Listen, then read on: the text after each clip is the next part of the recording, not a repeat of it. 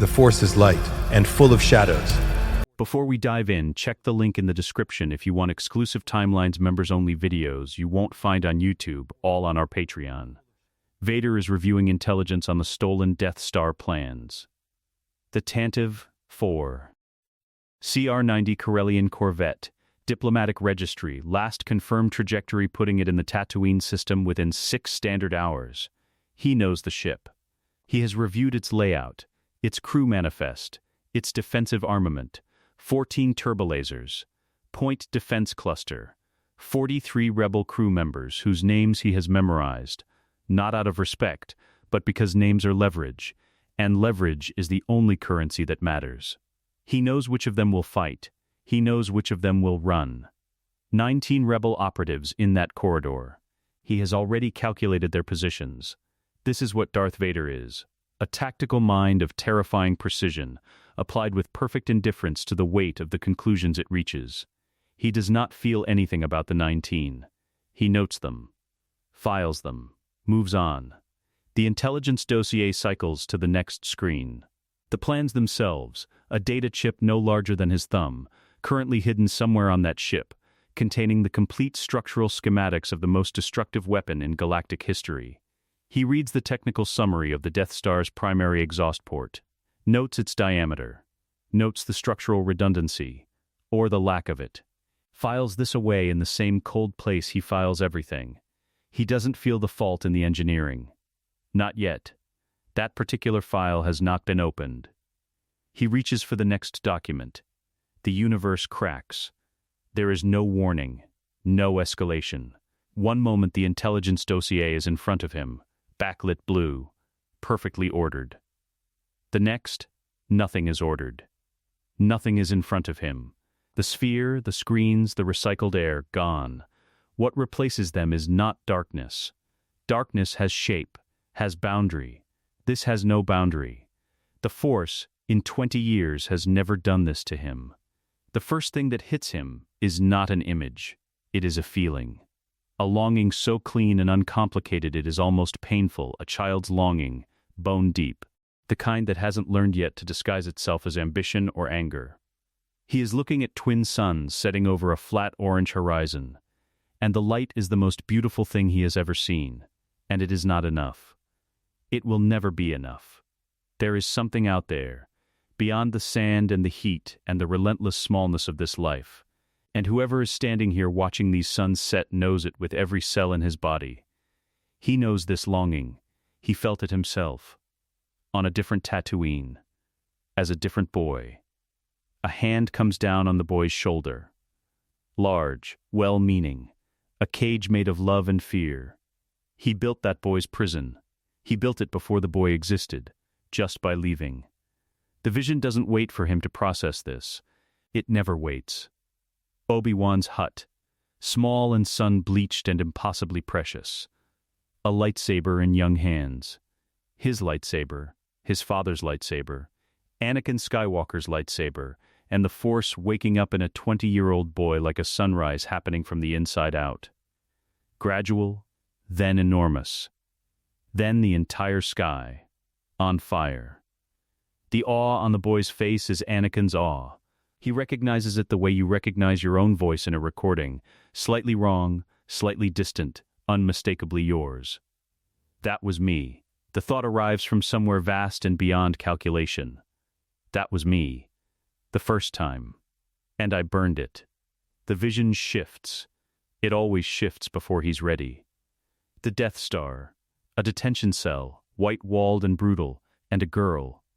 His daughter. His daughter. He does not know her yet, but the Force does, sitting with her spine straight and her chin up in front of a machine that is designed to make people beg. She does not beg. Her fear is real. He can feel it.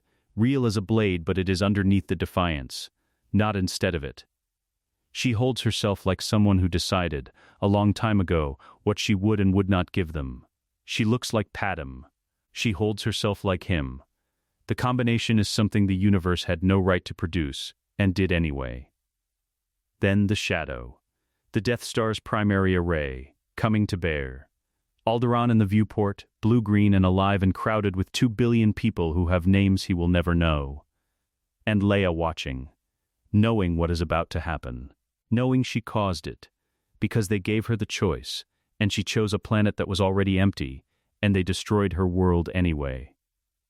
The sound, the light, the silence where a planet used to be. He stood beside the man who pressed that button. He stood there with his hands at his sides. He did nothing. The meditation chamber doesn't exist. The armor doesn't exist. There is only the fact of what he did not do, enormous and irrefutable in the dark. Bespin comes next, and it is worse.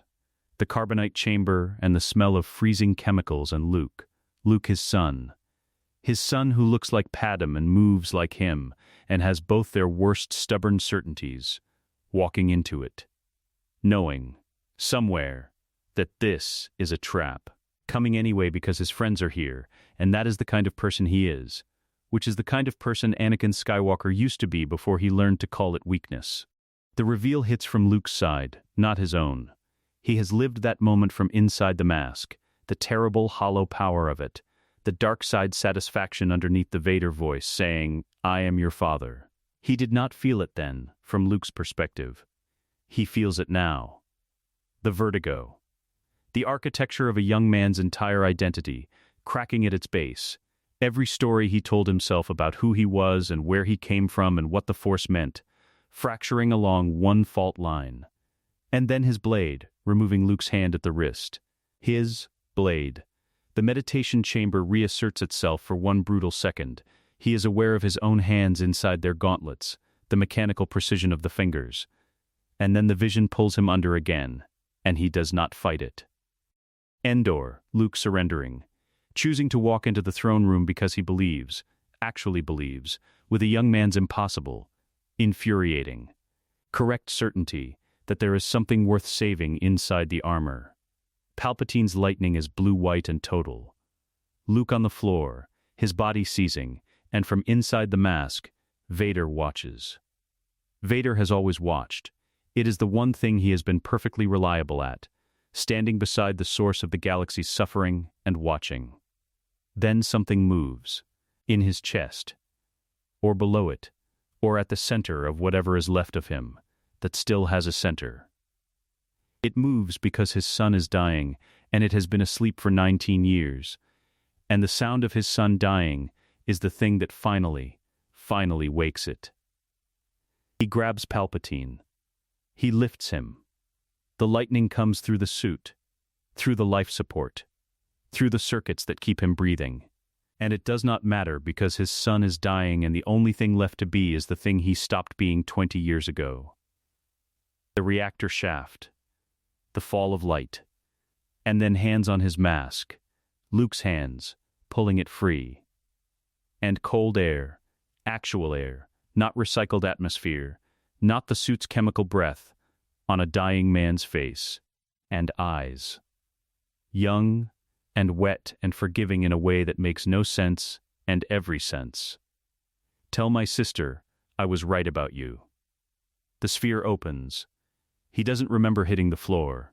He is on it, armored knees on the metal grating, the respirator cycling through its automatic rhythm, the blue indicators of the life support reading nominal when nothing is nominal.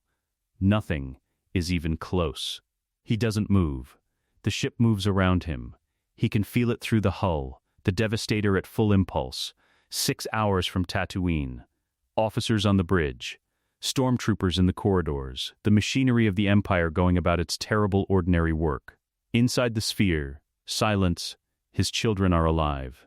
The thought is not complicated and not small. It arrives with the weight of 23 years of not knowing it, of having lived inside the lie that she died and they died with her.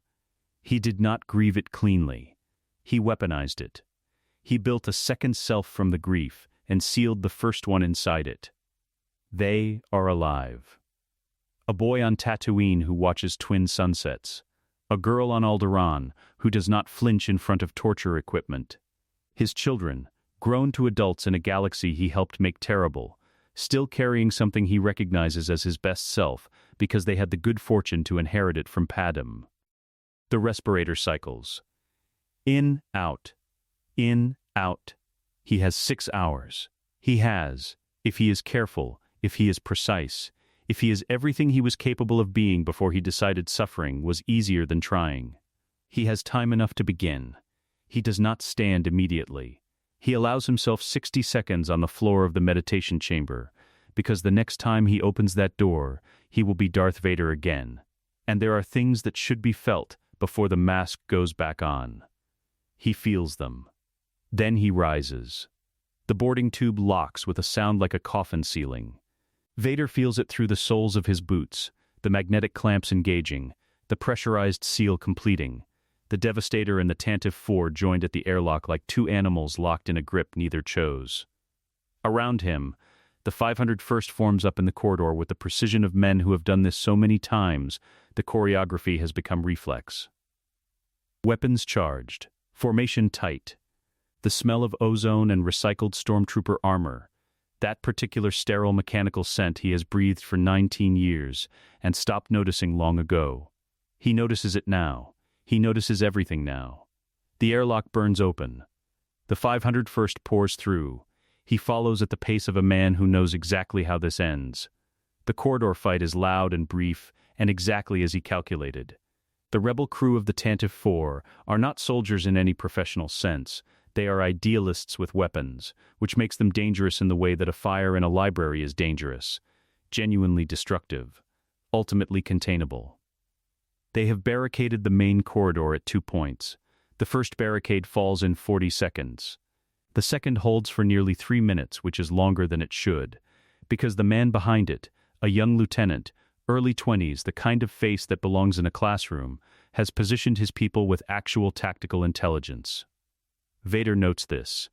Does not change the outcome. He moves through the firefight the way weather moves, not urgently, not carelessly. The blaster bolts redirected from his path with a left hand that barely rises from his side. The rebels in his immediate vicinity make the correct instinctive decision and focus their fire elsewhere. This is not cowardice. This is pattern recognition. 19 of them die. He counted them in the intelligence report. He counts them now. The corridor clears. The stormtroopers advance toward the forward compartments. And ahead of him, at the far end of the passage near the escape pod bay, a figure in white moves quickly, but not running. Because she would not run in front of them. She would not give them that. And the figure is holding something small. Round. Silver. He knows what it is. He knows what is inside it. He knows exactly what she has already done with it. He walks faster. She doesn't make it to the pods. 2 troopers cut off the corridor intersection, and she stops, not stumbling, not panicking, turning to face them with the data chip already gone, the decoy chip already pocketed, and when Vader rounds the corner and she turns to look at him, her face does something that requires careful description. Fear is there. It would be dishonest to say otherwise. She is 19 years old, and this is the face that every sentient being in the Empire has learned to interpret as the last thing before something irreversible happens. The fear is real. She doesn't hide it well enough to fool him. And she is smart enough not to insult them both by trying. But she does not let it speak for her. Darth Vader, she says, and her voice has the diction of the Alderaanian Senate, measured cadence, vowels shaped by expensive education, the voice of a woman who has been making speeches since she was old enough to stand at a podium. There is contempt in it precisely calibrated to stop just short of provocation. Only you could be so bold. The Imperial Senate will not sit still for this. He stops 4 meters from her. The troopers at his flanks hold position. Behind the mask, Anakin Skywalker looks at his daughter. She is exactly as the vision showed her. The hair dressed in its twin coils, white gown impossibly clean for a woman who has just survived a firefight, chin elevated at an angle that communicates in a register beyond words. You will have to take everything from me, because I will not offer you anything. She looks like Padmem when Padmem faced the Trade Federation on Naboo, that same fine-boned, specific kind of courage that refuses to perform as dignity, and simply is dignity, structural, load-bearing, non-negotiable. She looks like him when he was still someone worth looking like. The vault holds. The outer shell does not move. Nothing in his posture or breathing or the quality of his silence signals anything except the routine architecture of menace. "The Imperial Senate," Vader says, and the voice modulator strips his voice of everything warm and returns it as a flat mechanical instrument, "will no longer be of any concern to you, Princess. The Emperor has dissolved the Senate permanently." She absorbs this. It costs her. He can see it. The micro-compression of her expression as the political calculation updates behind her eyes. A young woman who has just had a structural piece of her strategy removed. But she doesn't waver. She redirects. So this is how the Emperor maintains control. Through the military. Through order, he says. This ship was on a diplomatic mission to Alderaan. Is on a diplomatic mission? I have the ship's logs. Senator, I have the trajectory data from Scarif. He moves one step closer. She holds her ground. Of course she holds her ground. Several transmissions were beamed to this ship by rebel spies. Something moves in her expression. Not fear. Anger. And underneath the anger, the hard determined clench of someone deciding how much to give and how much to keep. "I don't know what you're talking about," she says. "I'm a member of the Imperial Senate, on a diplomatic mission to Alderaan." She says it cleanly. No hesitation. She is a good liar in the technical sense. The delivery is controlled, the gaze is level, the voice does not rise. She would be better if she were lying to anyone else. But she is lying to the man whose blood built her. And he can feel the truth in the Force like a second heartbeat underneath her words. He lets the lie stand. He has no intention of interrogating it here. "Senator Organa," he says, "you will come with us." He signals the troopers. They move forward. She doesn't resist, she understands, with the practical intelligence he recognizes as his own. That resistance here accomplishes nothing. She will choose her ground more carefully. She looks at him one more time as the troopers reach her. The look carries something he does not expect. Not hatred, not calculation, but a kind of measuring. As if she is not entirely certain of what she is looking at, and the uncertainty itself is more dangerous than certainty would be. Then they move her past him, down the corridor. He watches her go. Padme's spine, he thinks, in the sealed place where he is still Anakin. Padme's spine and my stubbornness, and she is going to be magnificent, and it is going to cost her so much. The vault holds. The corridor empties. Vader turns back toward the airlock. The order goes through command channels with the bureaucratic efficiency of a man who has spent 2 decades learning which levers move which machines. He accesses the Devastator's administrative terminal from his private command suite at 2100 station time, when the bridge watch rotation has just changed and the duty officer is still orienting himself to the new shift. The prisoner intake processing from the Tantive 4 is still being logged. Among the incoming data, the standard prisoner assignment queue, routing Leia Organa, logged as prisoner 2187 per his directive. Her name deliberately stripped from the system record to slow any rescue attempt, to whatever detention block the automated system selects. He overrides the automated system. He routes her to detention block AA-23. He knows that block. He memorized it from Luke's memories, knows the camera coverage, the patrol intervals, the choke points, the specific architectural features that will allow a rescue team that knows what it's doing to move through with the right level of chaos providing cover. The block is not comfortable. He cannot make her comfortable without making her conspicuous, but it is accessible in a way that the Devastator's primary detention blocks are not. The override is logged as a routine administrative security decision. No flag. No review trigger. One more routine entry in a system that processes thousands of routine entries per standard day. He closes the terminal. At 0300 station time, in the droid maintenance bay on level 7, he works alone. No technicians are scheduled. He checked 3 days in advance and confirmed the bay would be unmanned in this window. He does not look like a man doing something clandestine. He looks like a man conducting an inspection, moving through the bay with the unhurried deliberateness of authority that has never needed to justify itself. The IT-0 interrogator droid assigned to the Devastator's detention division hangs from its storage rack at the far end. He accesses its chemical delivery housing through the maintenance panel in its undercarriage. The compound inside, Standard Imperial Interrogation Formulation, a truth suppression agent that functions primarily as an escalating pain delivery system dressed in the language of information extraction, is in a sealed canister, its volume and mixture pre-logged in the droid's operational record. He replaces it. Precisely, the substitute compound is a low-grade disorienting sedative. The kind used in surgical pre-treatment, widely stocked, its presence in a droid's maintenance bay unremarkable. She will still experience fear. She will still experience the procedural horror of the droid, the darkness of the cell, the helplessness of the situation. He cannot take that from her. Not without making her absence from the real interrogation record impossible to explain to Tarkin. But she will not break. She will not suffer what she suffered in the original timeline. The compound will disorient without destroying, and Leia Organa is not a woman who can be broken by disorientation.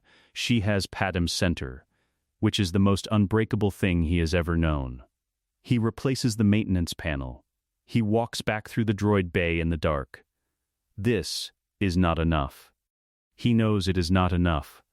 He has reduced her suffering, not ended it, and the mathematics of that reduction sit in his chest like a coal, warm in the wrong way, insufficient, the minimum viable action of a man who cannot yet afford to do more.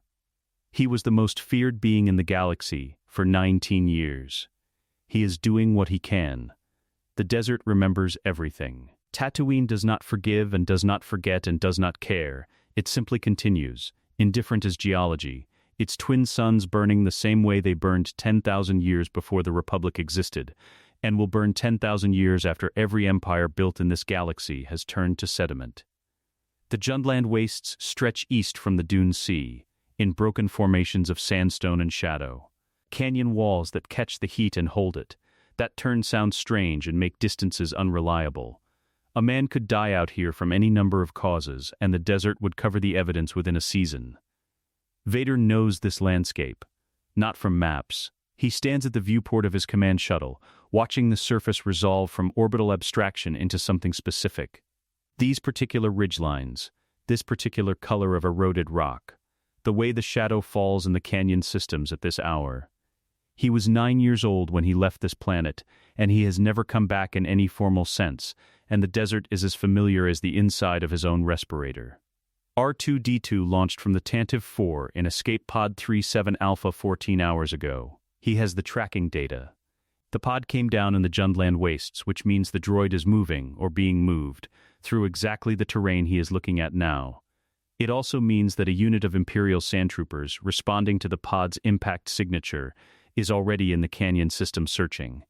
He knows what they will find. He knows what they will do when they find it.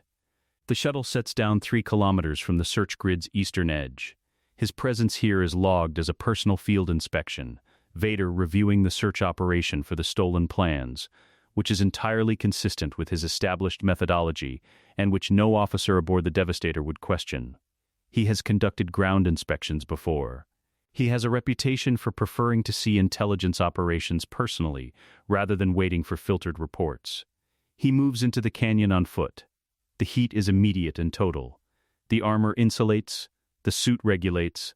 The temperature differential between the desert and the suit's interior is managed by systems that don't care about Tatooine any more than Tatooine cares about them. He doesn't feel the heat the way a human body feels it. He feels it as data, external temperature reading, UV index, the way the sand shifts under his boots with a different consistency than the sand near the moisture farms on the western side of the planet. He knows which farms. He knows their coordinates. He knows a boy lives on one of them, and the boy's name is Luke. And Luke is 19 years old and currently not within range of whatever is about to happen in this canyon. He checked. 3 times. The canyon narrows ahead. He can hear them now, the distinctive acoustics of sandtrooper patrols, the slightly different frequency of desert unit helmet comm traffic, the sound of 2 squads working a grid. Standard search pattern for small debris recovery. Thorough, he trained this methodology himself, or the methodology was trained from doctrine he endorsed, which amounts to the same thing. He rounds the canyon wall. The Jawas are ahead of the search party, which is the thing that matters. He knew they would be. Jawas move through the Jundland wastes with a navigational intelligence that the Imperial survey teams have never adequately mapped. moving through canyon systems by routes that don't appear on any Imperial chart. R2-D2 is already in a Jawa sandcrawler somewhere to the north. The droid is safe. The droid is, in fact, moving in the direction of the Lars homestead, by a route the sandtroopers cannot intercept. What the sandtroopers have found instead is the escape pod. And the pod's trajectory data, and the Jawa tracks leading away from it. And a sergeant who is the kind of man who interprets his orders through the specific lens of his own worst instincts. Vader watches from the upper rim of the canyon as the sergeant signals his unit into a new formation, not continuing the search, but moving to cut off the sandcrawler's route. He is going to find the Jawas. He is going to do what Imperial sandtrooper units do to Jawa sandcrawlers when they have a pretext and a unit of men who have been in the desert too long. He already knows the outcome in the original timeline. He knows whose farm it reaches after the sandcrawler burns. He is down the canyon wall before the sergeant finishes giving the order. The approach is not theatrical. He has no interest in theater here. There are no cameras, no officers to manage, no political layer requiring him to perform. There is only the canyon and the troopers, and the question of how much damage he can prevent before the sergeant's worst decision becomes irreversible. He steps into the search party's sightline from the southern passage. The effect is immediate. The formation doesn't break. These are experienced desert troopers, not green recruits, and their discipline holds even under the specific pressure of finding Darth Vader standing in a canyon they believed empty. But the sergeant's hand comes up, and the unit stops, and there is a quality to the collective stillness that Vader recognizes as men recalibrating their entire understanding of the next 5 minutes. Lord Vader. The sergeant's voice carries through his helmet's external speaker with a practiced neutrality. He is good at his job. He is doing his job right now, which is exactly the problem. We weren't informed of your presence in the field, sir. No, Vader says. You weren't. He lets the silence do its work. 3 seconds. 4. The sergeant doesn't fill it, which is the right instinct, and irrelevant. Report, Vader says. Pod came down 8 hours ago, sir. No life signs on retrieval, just droid tracks and Jawa sign. We've got a sandcrawler route that looks like it's heading for the settlement farms on the western basin. Our assessment is the droids are aboard. We were preparing to intercept. The word intercept does the work the sergeant intends it to do. It is a clean word. It doesn't say what an intercept of a Jawa sandcrawler looks like from the inside. Negative, Vader says. The sergeant's helmet turns toward him a precise 3 degrees. Sir, the droids are not your objective. The plans they carry are your objective. He moves forward through the formation, troopers stepping aside without being told, the automatic physics of proximity to something that could kill them all with its left hand. He stops at the sergeant's position and looks at the canyon route on the man's tactical display. A sandcrawler moving toward the settlement basin will sell those droids. Jawas always sell. The transaction leaves a record, a buyer, a homestead, coordinates we can visit through channels that don't require us to burn half the Jundland wastes, and lose 2 weeks to the diplomatic incident. He watches the sergeant process this. The man is not stupid. He understands that the argument is logical, and that logical arguments from Darth Vader are a different category of argument than logical arguments from anyone else. We follow the sandcrawler's route. Vader continues. We identify the destination, and we allow the transaction to complete. Then we know exactly where the droids are. Then we act. And if the plans aren't with the droids, sir, then you will have preserved a Jawa sandcrawler for no tactical gain, and will have lost nothing. He lets 1 beat of silence fall. Whereas the alternative loses us the intelligence trail, the droids, and any possibility of recovering the plans before they reach rebel hands. Which outcome would you prefer to explain to Grand Moff Tarkin? The sergeant stands very still for a moment. Then, understood, Lord Vader. We'll maintain surveillance on the sandcrawler route. You will do exactly that. You will file a standard patrol report. You will note no contact with Jawa units. A pause. Shorter than the first one. Yes, my lord. He walks back through the canyon alone. The troopers don't follow. He didn't invite them to, and they have correctly identified this as an instruction. The canyon narrows again behind him, the sandstone walls pressing close, the heat sitting in the space between them like something living. He thinks about the farm. In the original timeline, the sandcrawler burned. The sandtroopers followed the droid trail to the Lars homestead because the droids had been sold there, which they already knew because Owen Lars was predictable and the Moisture Farms transaction record was 2 hours old by the time the troopers arrived. And Owen and Beru Lars died badly, in a way that the Empire recorded as collateral to objectives and the boy recorded as the end of every reason to stay. He prevented the sandcrawler from burning. He cannot guarantee the homestead. The troopers will still follow the transaction record when the droids move on, and Owen Lars will still make the mistake of keeping them too long, because he always keeps things too long, holding on to whatever he loves with both hands until the holding becomes its own catastrophe. He cannot stop all of it. That is the specific, grinding truth of operating inside an event he can see clearly and can only partially redirect. He is not a god. He is a man in a broken body who can move the pieces that are within his reach and watch the pieces that are not. The canyon opens onto a wider formation. Ahead, on the desert floor, his shuttle sits in a pool of its own shadow. He stops walking.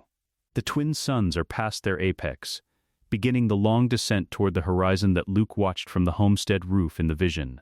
That specific quality of Tatooine light going amber, the day's ferocity softening into something almost bearable, the sky finding colors it hides all morning. He watches it for 11 seconds. Then he walks to the shuttle, climbs the ramp, and goes back to the work. He finds Obi-Wan's hut at dusk. Not because he needed to search. The Force has been pointing at it for the last 2 hours, with the quiet insistence of something that has made its decision, and is simply waiting for him to catch up. The old man's presence in the desert is not loud. Nothing about Obi-Wan Kenobi has ever been loud, but it is specific. The way a particular instrument is specific in an orchestra, the way you can close your eyes and still know exactly which chair it's coming from. Cold, clean, steady, the Force signature of a man who has spent 19 years in meditation and has arrived at something that looks, from the outside, almost like peace. Vader knows the difference between peace and exhaustion. He has spent 19 years in the second one and mistaking it for the first. The shuttle is 2 kilometers back. He walked. The desert in the last hour before dark is the color of old bronze, the rock formations casting shadows that stretch longer than the features that made them. The air finally releasing the day's accumulated violence into something a human body could theoretically tolerate. He doesn't feel the temperature shift the way a human body would. He registers it as data, same as always. He stops 20 meters from the hut's entrance. He could simply knock. He could announce himself through the Force, reach out, let the old man feel him coming. Give him time to prepare. He does neither. He stands in the desert dark and waits, because Obi-Wan Kenobi spent 30 years knowing when Anakin Skywalker was in a room before Anakin knew he was in it. And some things don't change, just because 19 years went by and one of them stopped being a person. The hut's door opens. Obi-Wan looks old. This is the thing that hits first. Before strategy, before calculation, before the architecture of everything Vader needs this conversation to accomplish. The man in the doorway is old in the way that the desert makes things old. Dried down to their essential structure, all the unnecessary material burned away, what remains harder and more concentrated than what it was before. The beard is white. The eyes are the same, that specific shade of blue that has always managed to see through whatever Vader was doing to what Vader was actually doing. He sees it now. The eyes go through the mask and the armor and the mechanics of survival keeping him upright, and they find something. And the something they find makes Obi-Wan's face do something complicated that takes Vader a moment to classify. Not surprise. Something past surprise. Something that has been quietly, privately hoped for in a desert hut for 19 years and has stopped being believed in and has arrived anyway. Anakin, Obi-Wan says. Not Vader. Not my old apprentice. Not the theatrical framing of a man managing a confrontation. Just the name. Just his name. In Obi-Wan's voice. which is the same voice that taught him Shicho forms in a corridor on the Negotiator and argued with him about protocol in the Jedi Temple and said I loved you, Anakin on a burning riverbank and a voice that cracked down the middle. The vault trembles. He clamps it.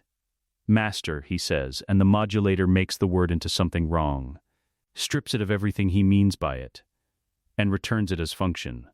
He hates the modulator with a ferocity that has nowhere to go. Obi-Wan steps back from the doorway. Come in then, the hut is small and spare and contains almost nothing. A sleeping area. A workspace with tools that speak to careful, patient maintenance of the few objects he hasn't been able to avoid owning. A low table. Two surfaces that could generously be called seats. On a shelf near the workspace, a collection of objects that Vader does not look at directly because he knows what is among them, and looking at it directly will cost him something he cannot afford to spend here. He has to stand. The ceiling is too low. He fills the room in a way that the room was not designed to accommodate, which is a physical fact with no particular significance, and which nevertheless makes him feel, for 3 specific seconds, like a man who has carried something too large into a space where it cannot fit. Obi-Wan sits. He folds his hands. He looks up at the mask with the expression of a man who is going to wait however long this takes, because he has been waiting for 19 years and is good at it. You know why I'm here, Vader says. I know you're not here to bring me in, Obi-Wan says. If you were, you'd have brought a battalion. A pause. And you wouldn't have come alone. The plans are in the droid. R2-D2. The droid is on a sandcrawler that will sell it to the Lars homestead within 48 hours. Obi-Wan's expression doesn't change. I know. You need to be ready to move when it arrives. He pauses. The boy needs to find you. I've managed the search grid to keep Imperial ground units clear of the Western Basin routes. You have a window. It won't stay open. The old man is quiet for a moment. Outside, the desert wind picks up, pressing against the hut's exterior with a sound like held breath. What happened to you? Obi-Wan asks. Not accusatory. Not cautious. Genuinely asking. In the voice of someone who has the right to ask it, and knows it, and isn't weaponizing the right. A force vision, Vader says. The entirety of what comes next, Luke's memories, from his perspective, not mine. The blue eyes take this in. Process it. How far forward? Endor, silence. All of it, Obi-Wan says quietly. Not a question. All of it. Another silence. Longer. Obi-Wan looks at his folded hands for a moment, and something moves across his face that Vader does not try to interpret, because interpreting it would require him to feel something that would unmake the vault, and he needs the vault for everything that comes after this conversation. The children, Obi-Wan says, are alive. Both of them. I know about Leia. He stops. You kept them apart. I kept them safe, Obi-Wan says. And there is something in it, not defiance, not apology, but the carefully maintained conviction of a man who made an impossible decision and has been living with it long enough to have stopped second-guessing it and started simply carrying it. From you. From Palpatine. From what would have happened if either of them had been found. I know. He does know. He has Luke's memories of a boyhood that was not happy exactly, but was survivable. And survivable was the correct objective given the alternative. I'm not here to argue the past. Obi-Wan looks up. Then what are you here to argue? Nothing. The word comes out flat, which is the modulator's fault, and underneath it is something it cannot carry. I'm here because there are things you need to know to get him to Alderaan, and because... He stops. He has planned this conversation in his head for 60 hours. He has run the architecture of it the way he runs tactical assessments, sequencing the information, anticipating the responses, building it in the order most likely to produce the outcome the mission requires. He has not planned for what happens when he is actually in the room. The room is very small. Obi-Wan Kenobi is sitting 3 meters away. His master. The closest thing to a father he had after Qui-Gon died, and he killed Qui-Gon's dream and then spent 20 years trying not to think about it. And because, Vader says again, and this time he lets the sentence go where it needs to go. I needed you to know it's me, that it's still me, whatever's left. Obi-Wan is quiet for a long moment. "I always knew something was left," he says finally. That was the hard part. They talk for 2 hours. Not about the past, or not only. The past is present in everything they say, the way bedrock is present under soil, informing the shape of everything above it without being the subject of the conversation. They talk about the mission, the specific sequencing of what needs to happen, and when and who needs to do what, and which pieces Vader has already moved, and which remain in their original positions. He tells Obi-Wan about the escape pod, the standing protocol he issued, the cell block assignment, the It-Oro droid's modification. He does not tell him about standing in the detention corridor and looking at his daughter's face for the first time. Obi-Wan listens the way he always listened. Completely. Without performing comprehension. Without interrupting. When Vader finishes, he nods slowly. "The Death Star," Obi-Wan says. "The tractor beam. I'll manage the approach. You disable the beam. I'll handle everything else." A pause. "There's a camera system in the main hangar I won't be able to pull without flagging. The duel will need to look authentic." He watches Obi-Wan receive this. "I see," the old man says. "Carefully. I won't harm you," Vader says. "I swear it. I know you won't." Obi-Wan's voice has gone to somewhere quieter. Not afraid. Obi-Wan Kenobi stopped being afraid of dying somewhere in the first decade of this exile. "But Anakin, you understand what I intend to do. When the moment comes." He understands. He has Luke's memory of it. The empty robe on the hangar floor. The sound Luke made. "I know," he says. "The boy needs the loss," Obi-Wan says. "I've thought about this for a long time. He needs to know what it costs. He needs—" "I know," Vader says again, and this time he means stop. I can't hear this said out loud more than once. Obi-Wan stops. The desert wind pushes at the walls. The hut's single light flickers once and holds. "There's something on the shelf," Obi-Wan says finally. "I've been keeping it. I want you to see it before you go." He doesn't move. I see it. The lightsaber. His lightsaber. His first one. Not the one from Mustafar. Not the red instrument of 20 years, but the one he built as a Padawan. The one Obi-Wan carried across 19 years of desert exile, because he could not bring himself to leave it on a shelf somewhere and call it finished. The vault does something he has to actively brace against. "Give it to him," Vader says. "When it's time." "I intended to." A pause. "It's yours." "It was," he says. "Give it to my son." He stands there for one more moment. Obi-Wan doesn't try to fill the moment, which is the thing he has always done right, known when words would be less than silence. Then Vader turns and walks back into the desert. The Death Star is the size of a small moon and smells like fear. Not metaphorically. The station processes air through recycling systems that have been running at full capacity since the construction crews finished sealing the last hull section, and those systems carry something that no amount of Imperial engineering has been able to filter out: the accumulated biological residue of 2 decades of conscripted labor. Of engineers who worked 18-hour shifts under threat of execution for delays, of technicians who understood exactly what they were building and built it anyway because the alternative was worse. The station smells of industrial lubricant and recycled oxygen, and underneath both of those, very faintly, the particular scent of human dread compressed into architecture. Vader notices it every time he moves through the primary corridors.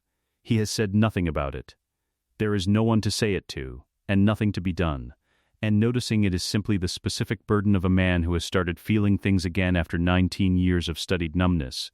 The world has texture, now, that he cannot turn off. He is 3 days into the Death Star's operational cycle. 3 days of moving through the station with the deliberate, unhurried authority that has always been his primary weapon, the way he occupies space, the weight of each step, the manner in which corridors empty ahead of him, not because anyone ordered it, but because the body makes decisions about proximity to certain things before the mind catches up. 3 days of filing reports, attending tactical briefings, watching Tarkin manage the station with the cold administrative pleasure of a man who has spent his career building toward exactly this moment. 3 nights of working alone. The droid bay on level 7 is quiet at 0300. He has confirmed this 4 times across 3 nights, not through the security system, which would log his queries, but through direct observation, moving through the station on the maintenance routes that the engineering core uses to avoid the primary corridors during high traffic hours. The maintenance routes are documented but not monitored at this hour. He uses them the way he used back-channel hyperspace routes during the Clone Wars, the path that exists on the map, but that no one is watching. The IT-0 modification is already done. He is here now for the second objective. The Death Star's primary superlaser control systems are not accessible from any single terminal. This is intentional, a security architecture designed to prevent exactly what he is about to do. The firing sequence requires authorization inputs from 3 separate control stations, each logged independently and cross-referenced in real time. A direct modification to the superlaser software would require simultaneous access to all 3 stations and would flag immediately. He is not going to touch the superlaser software directly. He is going to touch the maintenance droid. The EG series maintenance droid assigned to the pre-fire chamber assembly on sublevel 12 has a standard maintenance access queue, a list of diagnostic routines it runs on a rotating schedule, checking the crystal harmonic arrays, the pre-fire chamber pressure seals, the focusing dish alignment calibration. Routine work. The droid runs it every 72 hours and files an automated report that goes into a maintenance log that no human being reads unless something flags. Nothing is going to flag. He accesses the droid's command queue through the Level 7 maintenance terminal, routing the connection through the bay's standard diagnostic interface. His access codes open the system without logging his identity. The codes are senior-level Imperial engineering credentials, issued under Palpatine's standing authority, broad enough to encompass exactly this kind of access, and specific enough that their use in a maintenance bay requires no additional clearance. He is, on paper, a lord conducting a routine inspection of droid operational parameters. He inserts the modification into the droid's next diagnostic cycle. The code is 18 lines. He wrote it in his head during the shuttle flight from Tatooine and has refined it across 3 meditation sessions, not force meditation, but the engineering kind. The kind Anakin Skywalker learned before he could legally pilot a starship. Sitting in Watto's shop with a component in one hand and a diagnostic reader in the other, and the machine talking to him in a language that felt more native than basic. The modification introduces a resonance desynchronization protocol into the pre-fire chamber management software via the droid's next maintenance cycle. When the droid runs its 72-hour diagnostic, it will write the protocol into the chamber management system as part of a routine calibration update. The protocol will sit dormant until the superlaser charges to full capacity. At that point, the focusing crystals will fall milliseconds out of phase with each other. The beam will diffuse before reaching critical convergence, and the superlaser will fire nothing into a spectacular dispersal of wasted energy through the reactor shunts. The droid will have done it. The droid's log will show a standard maintenance cycle. The chamber management system's error will read as a catastrophic software fault in the crystal harmonic arrays, the kind of fault that is entirely plausible in a weapon being fired for the first time at full capacity, because it is. He closes the terminal. He walks back through the maintenance route. He has 71 hours. Tarkin summons him the following morning. The Grand Moff's office on the command level is the only space on the Death Star that has been decorated, not lavishly, but deliberately, with the specific restraint of a man who understands that taste is a form of authority. A viewport behind the desk frames a sweep of stars. The desk itself is real wood, imported at some expense, the kind of detail that communicates everything about how Tarkin views himself relative to the station around him. The prisoner has been processed, Tarkin says, without turning from the viewport. This is his theater, the turned back, the delayed acknowledgement, the implication that whatever Vader represents is slightly less urgent than whatever Tarkin is already contemplating. Vader has let him have this particular performance for decades, because picking the battles that matter is the skill that keeps you alive in the Imperial hierarchy. Senator Organa has been assigned to Detention Block AA-23, Vader says. Standard Isolation Protocol. Now Tarkin turns. She'll need to be interrogated. The IT-0 droid is operational. I've reviewed its calibration personally, Something moves in Tarkin's expression, not suspicion, not yet, but the particular quality of a man who notices details and files them, and returns to them later. Personally, I want accurate information from her, not a broken woman who'll say anything to stop the pain. He holds Tarkin's gaze through the mask, the flat lenses giving nothing back. Broken witnesses are unreliable. You know this. Tarkin considers this for a moment. It is the right argument, not emotional, not principled, but tactical. Speaking directly to Tarkin's investment in the station's operational success. The plans, Tarkin says. She knows where they are. Whether she survives the telling is secondary to getting them back. A pause. See that she tells us something useful. She'll give us Dantooine, Vader says. Tarkin's eyes sharpen slightly. He has just heard Vader make a specific prediction, and specific predictions from Darth Vader have a way of being correct, and the precision of it is slightly wrong in a way Tarkin cannot yet articulate. Dantooine, the rebel base she'll offer. It's abandoned. She's protecting something real with something expendable. He lets one beat pass. It's what I would do. Tarkin looks at him for 3 more seconds. Then, we proceed with Alderaan regardless. The demonstration must occur. Of course, Vader says. He is in the control room when Tarkin gives the order. He has positioned himself at the secondary tactical console, which gives him a sightline to the primary viewport and to Tarkin's station simultaneously. Around him, the Death Star's crew operates with the focused efficiency of people who have trained for this moment and are now inside it, the superlaser operators at their stations, the targeting crew locked onto Alderaan's coordinates, the engineering teams monitoring the power draw as the primary reactor channels its output toward the weapon. Alderaan fills the viewport. He has seen it from orbit before, Clone Wars transit, mostly, the planet a navigation marker rather than a destination. It is beautiful in the specific way that habitable worlds are beautiful from space, the blue-green of atmosphere and ocean, the white sweep of weather systems, the visible evidence of a biosphere that has been doing its particular work for millions of years. 2 billion people on that surface, going about the ordinary business of their lives, with no instrument capable of detecting what is currently aimed at them. Leia is in the control room. She was brought up from detention for this. Tarkin's theater again.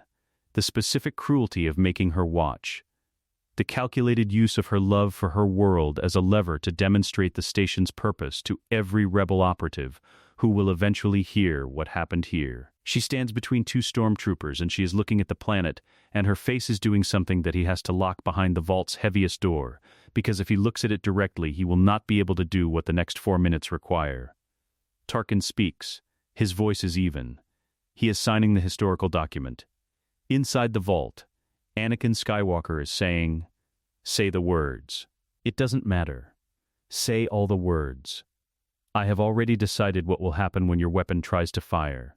I decided it 3 days ago on my knees in a meditation chamber, and I decided it in a droid bay at 3 in the morning, and I decided it again when I watched my daughter not flinch in front of you.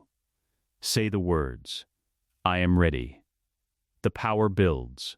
He feels it through the structure of the station, not through the Force, but through the soles of his boots, through the hull plating, through the mechanical intuition that has always been able to read a machine's internal state the way other people read expressions. The reactor output climbing, the pre-fire chambers pressurizing, the crystal array drawing the energy into focus, preparing to, a groan moves through the station. Not an explosion, not drama. The sound a machine makes when something fundamental has gone wrong in a way that the machine itself doesn't understand yet, an almost apologetic mechanical stutter, deep in the station's infrastructure, followed immediately by an alarm cascade from the engineering stations. The energy disperses. The reactor shunts spike and absorb. The emergency shutdown protocol engages with the automated indifference of software, doing exactly what it was written to do. The superlaser fires nothing. Alderaan hangs in the viewport. Untouched. Unaware. Tarkin stands very still. The color does not drain from his face dramatically. It simply leaves, the way heat leaves a surface in vacuum, quickly, completely, without ceremony. The jaw sets. The eyes go to the engineering station. "Report," he says. Crystal harmonic desynchronization, sir. The chief engineer's voice has the specific quality of a man delivering catastrophic news to someone he is afraid of. Pre-fire chambers lost coherence. We're looking at a full diagnostic cycle before we can attempt another charge sequence. Tarkin turns. The look finds Vader. It is a complex look. Suspicion is in it. The cold analytical suspicion of a man who has survived the imperial hierarchy by treating coincidence as a category that requires explanation. But underneath the suspicion is the equally cold practical reality that accusing Darth Vader of sabotage requires proof. And that being wrong about it is a category of error from which careers do not recover. Lord Vader, Tarkin says. Yes, Grand Moff. This weapon must be functional. Each word placed with the precision of a man controlling something that wants to be rage. See that your engineering teams assist in the diagnostic. Of course, Vader says. Tarkin holds his gaze for 4 more seconds. Then he turns back to the viewport. Alderaan is still there. Leia is still looking at it. Vader does not look at her face. He cannot afford to look at her face. He files it away instead. The specific quality of what it costs her to stand in that room and watch the planet survive, and he carries it into the vault with everything else he is carrying, and he seals the door, and he goes to find the engineering teams. The Death Star does not sleep. Station time runs on a 26-hour cycle calibrated to Coruscant standard, and the shift rotations are staggered to ensure continuous operational coverage across all critical systems: weapons, navigation, detention, engineering, security. There is always a watch officer on the bridge. There is always a patrol in the detention corridors. The lights in the primary thoroughfares dim slightly between 0200 and 0500 to signal to the crew's circadian rhythms that night is a concept that still exists. Somewhere, even here. But the systems don't dim. The sensor arrays run continuously. The camera feeds cycle without interruption. The security network generates approximately 40,000 data events per station hour. Door access logs, motion sensor reads, atmospheric pressure shifts, comm traffic flags, and routes them all through a processing architecture that is theoretically capable of catching everything. Vader has spent 8 days learning exactly where theoretically capable breaks down. He knows which sensor arrays have dead zones and how wide they are. He knows which camera feeds run on automated cycling and which require a human operator to redirect. He knows the patrol intervals in the detention level to within 40 seconds of variance. He knows the shift change protocols that create a 90-second window of reduced attention at the hangar bay security stations. He knows all of this because he spent 8 days inside the Death Star's systems, ostensibly assisting with the superlaser diagnostic, actually mapping every gap in the station's surveillance architecture with the methodical patience of a man who has always understood that preparation is the closest thing to control that actually exists. He is in his private command suite on the station's upper residential level when the Millennium Falcon drops out of hyperspace. He feels it before any sensor on the station registers it. The Force connection to Luke is not subtle. It has never been subtle, even in the original timeline, even through 20 years of dark side suppression and deliberate emotional amputation. The bond between Anakin Skywalker and his son registered as interference in Vader's Force sense, a frequency he couldn't tune out no matter how deeply he buried it. He buried it because it was intolerable, because feeling it and not being able to act on it was worse than not feeling it. He is not burying it now.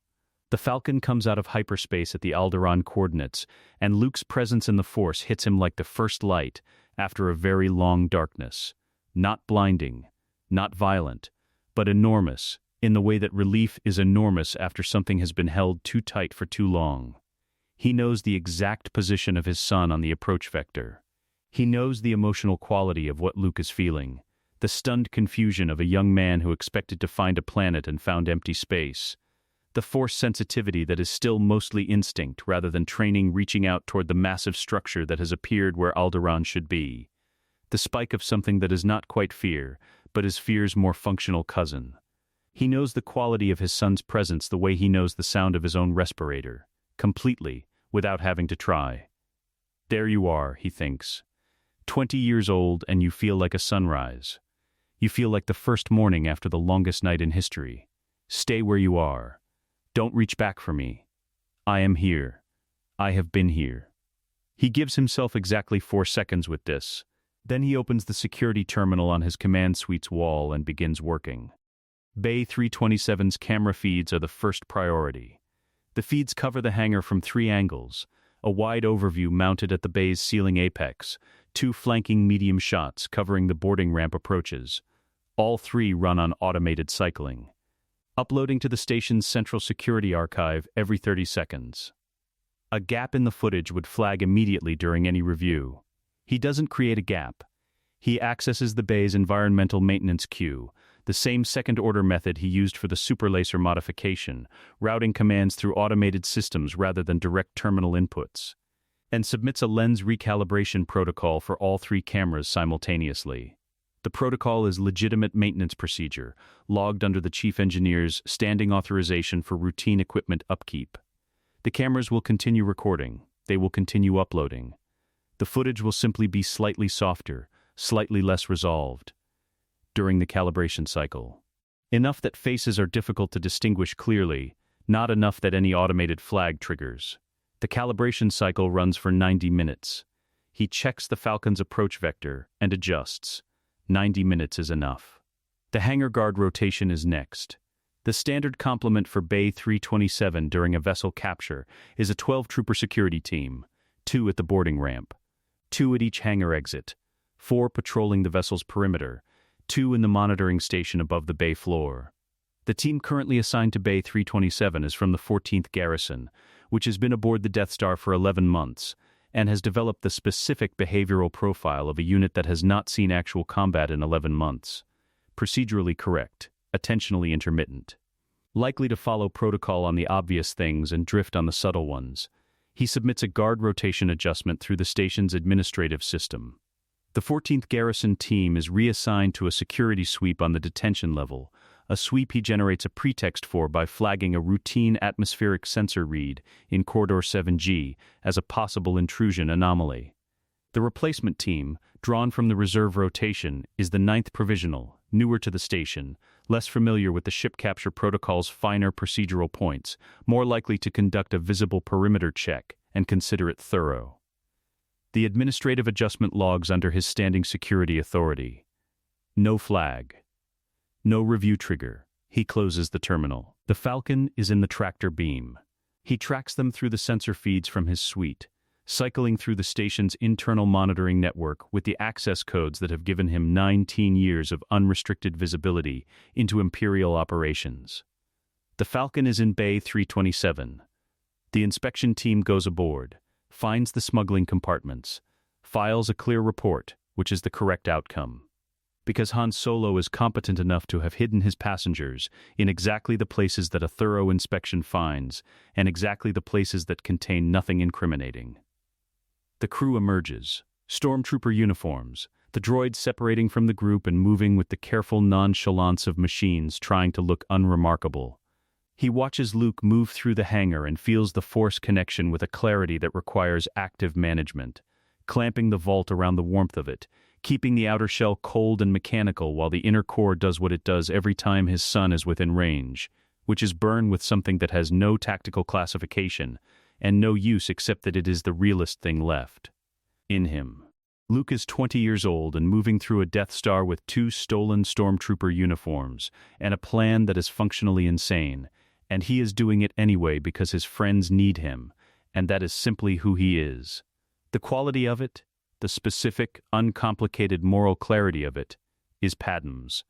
The execution, the physical confidence, the way he moves like someone who has decided not to be afraid because being afraid won't help, that is his.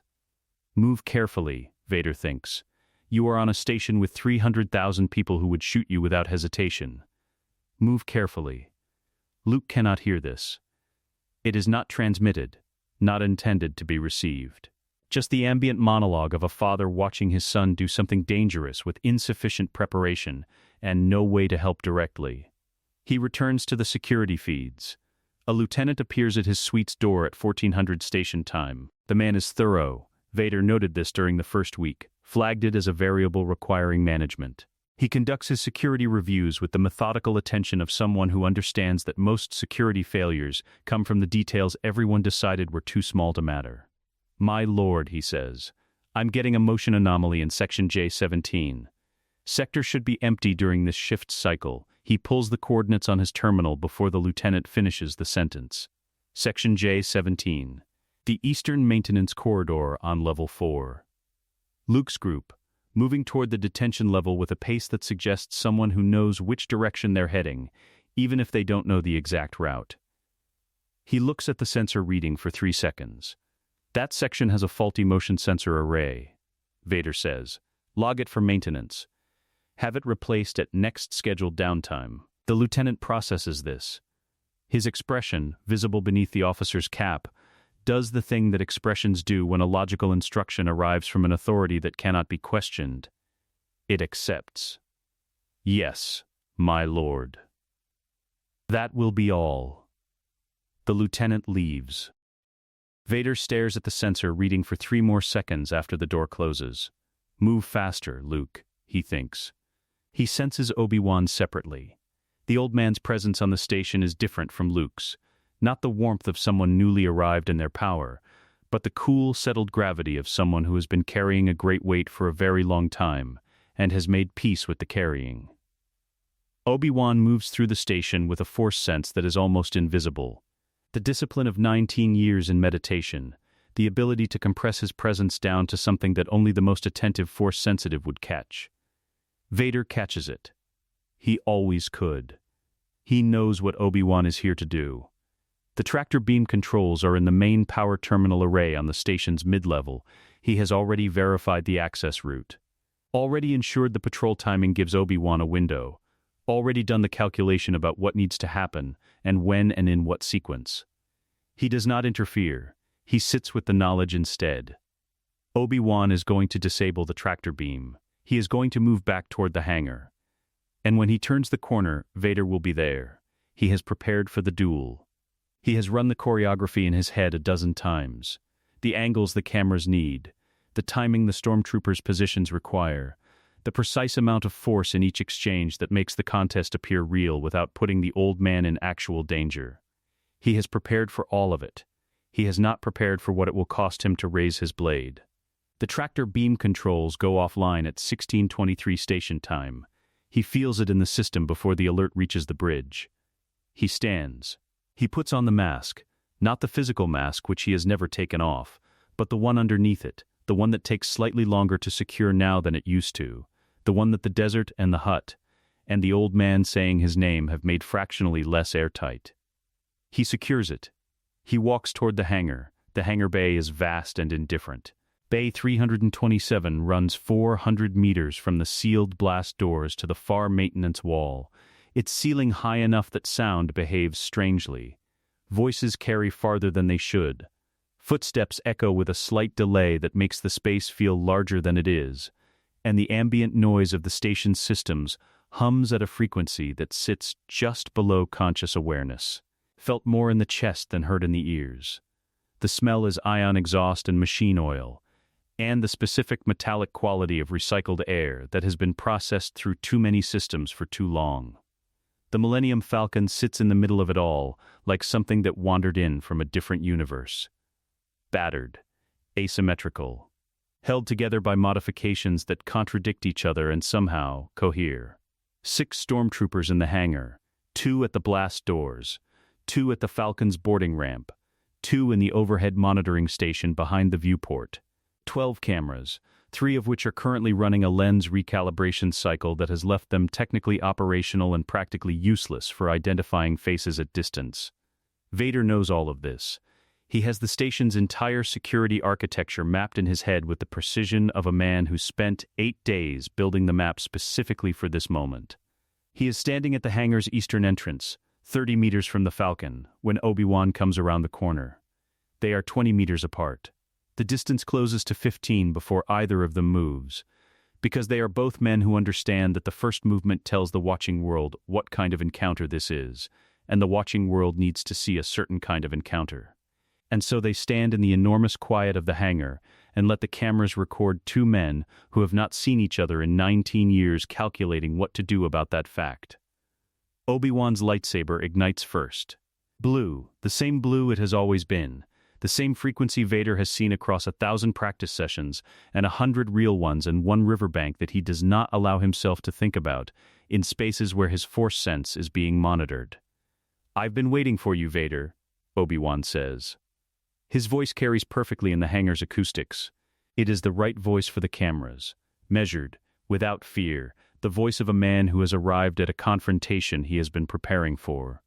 Everything about his posture is correct for the performance, the settled weight, the saber held in a guard position that is genuinely defensive rather than theatrical, the stillness of someone who is ready. Only Vader can feel what is underneath it. The force connection between them is old and specific, and carries information that words cannot. The quality of Obi-Wan's calm, which is real, which has always been real, which is the thing that has made him the hardest man in the galaxy to rattle for as long as Vader has known him. Underneath the calm, love. The complicated, long-suffering, entirely undiminished love of a man for someone who burned everything he built, and is still, in the most fundamental sense, the person he spent 30 years trying to make better. Through that same connection, he sends the only thing he can send without words. This has to look real. Make it look real. I will not harm you. I swear it. He feels Obi-Wan receive it. The quality of the old man's force presence shifts almost imperceptibly, a warmth at the edges, quickly controlled. The practiced emotional discipline of a Jedi master who has spent 19 years controlling what he lets the Force carry. Only a master of evil, Darth, Obi-Wan says. Vader ignites his lightsaber. The crimson blade fills the space between them with red light, and the cameras record exactly what they are supposed to record, the galaxy's two most dangerous swordsmen, decades of history compressed into the charged geometry of the distance between their blades. Their blades meet. The first exchange is exploratory. This is true in every duel between masters. The opening movements are not about winning but about reading, establishing range and timing, and the specific quality of how the opponent is moving today, in this body, at this age, with whatever weight they are currently carrying. In this duel it is true in an additional sense. They are composing a piece in real time, feeling for the rhythm of it, finding the choreography that will look authentic to the 6 stormtroopers and 12 cameras without putting either of them in actual danger. Vader presses forward. Obi-Wan gives ground. The exchange is 3 blows. High, deflected left, low, stepped around, diagonal, caught and turned. The sound of the lightsabers in contact fills the hangar with sharp percussive cracks that echo off 400 meters of durasteel walls and return slightly wrong, layered over themselves. Through the Force, simultaneously, strike high again. The overhead camera catches the exchange better from your left. There are 6 troopers. The 2 at the blast doors are watching. The monitoring station has a direct sight line. Push me toward the wall on your next advance. Obi-Wan advances. Vader gives ground, stepping back toward the eastern wall, and the movement looks exactly like what it is supposed to look like. A larger, more powerful combatant being pressed by a smaller one with superior technique, which is a narrative the watching troopers will understand and file correctly. The second exchange is harder. Not because of the technical difficulty, the technique is well within both their capabilities, and the controlled power of each blow requires more restraint than force, but because Vader is close enough now to see Obi-Wan's face clearly. And the face is doing something that cuts through the architecture of the performance and reaches the part of him that the performance is supposed to protect. Obi-Wan is at peace, not performing peace, actually in it, the way Vader has felt him from a distance for days. The settled serenity of a man who has made all his decisions and is now simply living inside them. He is fighting with the particular grace of someone who is completely present in each movement because he is not carrying anything into the next one. There is no tomorrow in his footwork. There is only this. The blade, the opponent, the hangar, the last conversation in their longest language. Through the Force, I know this is difficult, Anakin. Don't. I only meant. I know what you meant. don't. A beat of force, silence. Then, with the warmth of a man who has always known exactly when to push and when to hold, all right. The third exchange opens the middle phase of the duel. Vader uses a controlled force push, calculated to the kilogram, precisely enough power to move Obi-Wan back 3 meters without putting him off his feet. The kind of push that looks overwhelming to observers because the speed is real even if the force is managed. Obi-Wan stumbles back and recovers, which is the right response for the cameras. He should look like he's working for every meter. The stormtroopers at the blast doors have shifted their weight forward. They are watching with the specific attention of soldiers who are witnessing something that exceeds their normal operational parameters. The monitoring station above has oriented its personnel toward the viewport. Every eye in the hangar is on the duel, which means no eyes are on the Falcon's boarding ramp. Through the Force, Vader sends a single directional impression.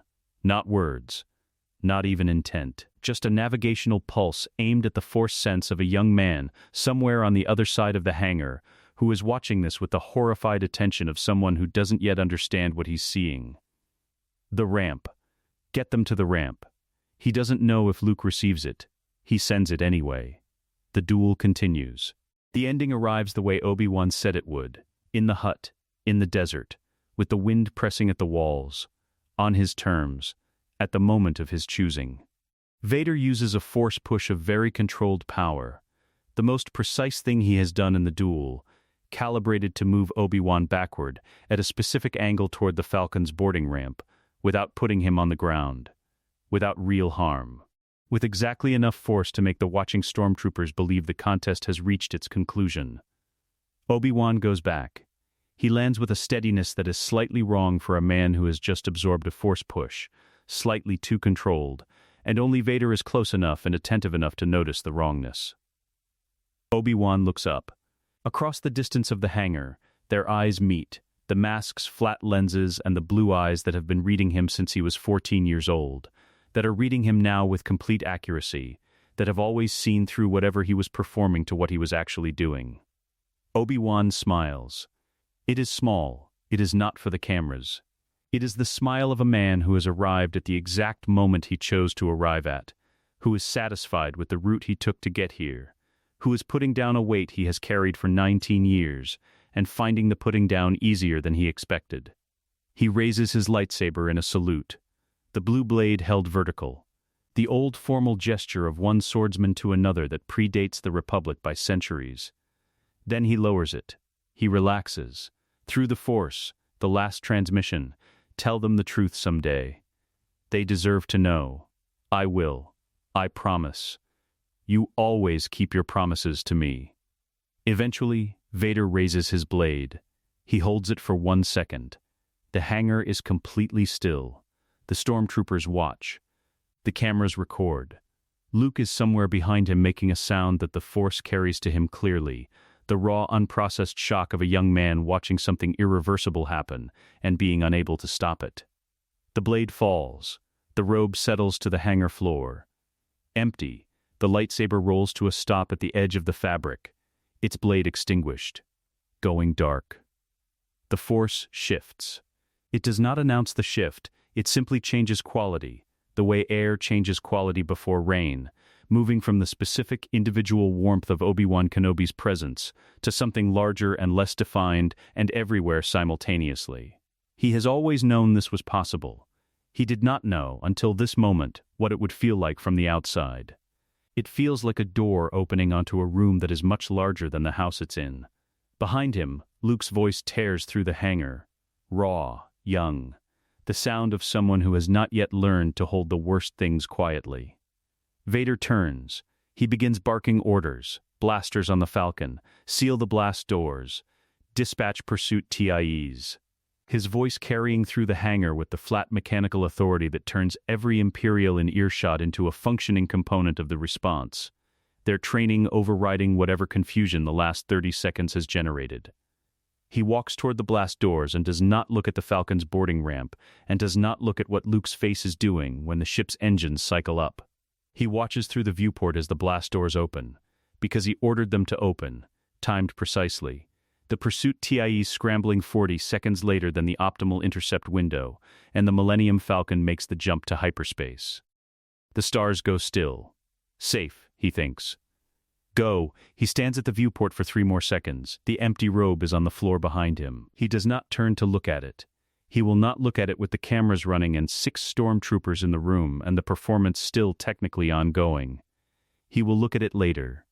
In the dark of his meditation chamber, alone, when the mask underneath the mask can come off for the 60 seconds he allows himself. Not yet. He turns from the viewport and walks toward the bridge. The Battle of Yavin begins the way all battles begin. Not with the first shot. With the decision, the moment when the people responsible for sending other people to die look at the numbers and the maps and the intelligence reports, and conclude that the cost of not acting exceeds the cost of acting. And then, they give the order. And then everyone who is not in that room begins paying the price of the decision made in it. The Rebel Alliance's war room on Yavin 4 makes that decision at 15:23 station time. Gold Squadron launches first. Red Squadron follows.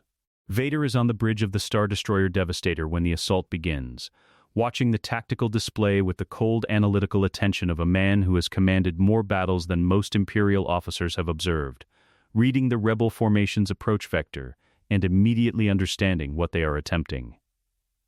The exhaust port.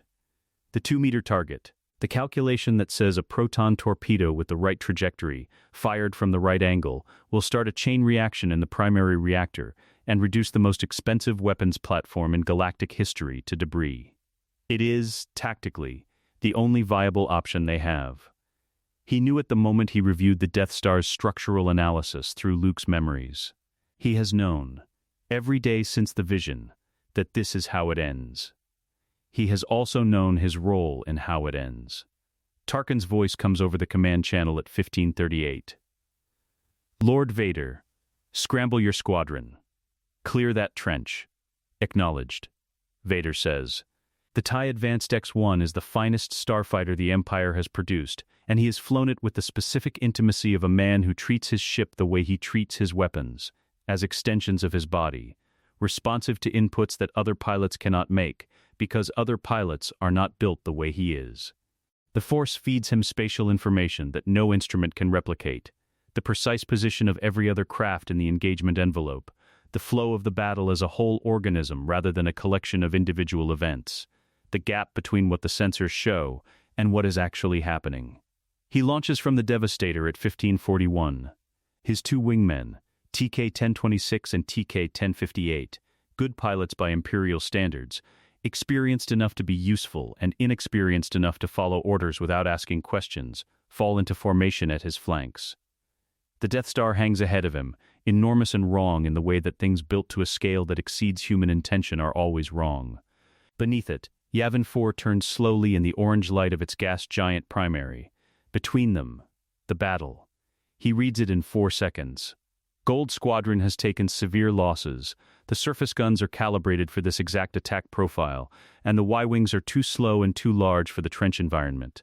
The surviving ships are pulling back. Red Squadron is reorganizing for the next run. The Death Star's targeting system is tracking Yavin 4's orbital position, calculating the moment the moon comes into firing range. 26 minutes. He opens the squadron comm. This is Lord Vader. Maintain, separation, and follow my vector. He points the TIE Advance toward the trench. Red Leader goes in first. Vader tracks the X-Wing's approach from his position above the trench entry. Holding altitude, watching the run, reading the surface gun coverage with the tactical precision of a man who has already decided what he's going to do and is now timing his insertion into the sequence. Red Leader takes fire.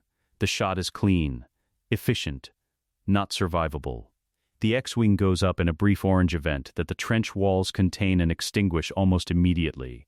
The trench is now empty. Luke's X-Wing drops into it. The Force connection fires with the specific intensity of proximity, not the diffuse warmth of sensing his son from across a star system, but the immediate physical reality of being 300 meters behind him in a corridor 2 meters wide at attack speed. He knows the exact quality of Luke's focus in this moment, the fear, which is real and acknowledged and being managed rather than suppressed, The purpose, which is total. The Force sense that is mostly instinct and is right now reaching out towards something it doesn't yet have the training to fully receive. Vader takes the trench. Luke, I am going to be behind you in this trench. I am going to be your father in the most literal and terrifying way possible for the next 8 minutes. And you are not going to know it. The surface gun emplacements begin their tracking sequences as Luke's X-Wing clears the trench entry. The first cluster, 4 guns on the port wall, staggered elevation, opens fire at 1547. The targeting solution is calculated for the X-Wing's speed and trajectory.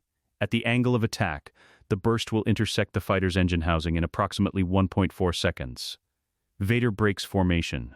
He rolls the TIE advanced into the line of fire and takes it on the shields. The impacts are concussive and immediate, 3 hits in sequence.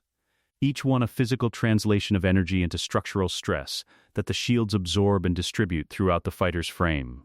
The TIE shudders. The shield readout drops to 62%.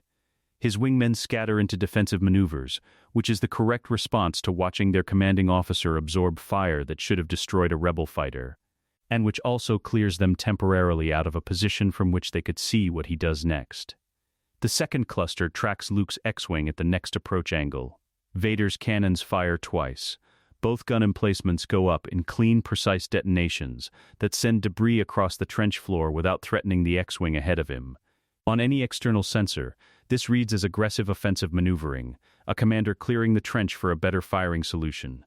He opens the squadron comm. Maintain separation. Do not approach the target vessel until I have a clear firing solution. Copy, Lord Vader. TK-1026's voice is professionally neutral and slightly confused, in exactly the way that a pilot watching his commander behave anomalously becomes confused, while remaining too disciplined to say so directly. Copy, TK-1058 adds. The trench walls blur past at attack speed, Durasteel kilometers tall on either side, the floor scarred from Gold Squadron's earlier run, blast patterns, debris fields, the physical record of men who tried this and didn't come back. Luke's X-Wing is 60 meters ahead. Vader holds the distance. Stay at that speed. Don't adjust. Trust what you're feeling. Luke's targeting computer is up.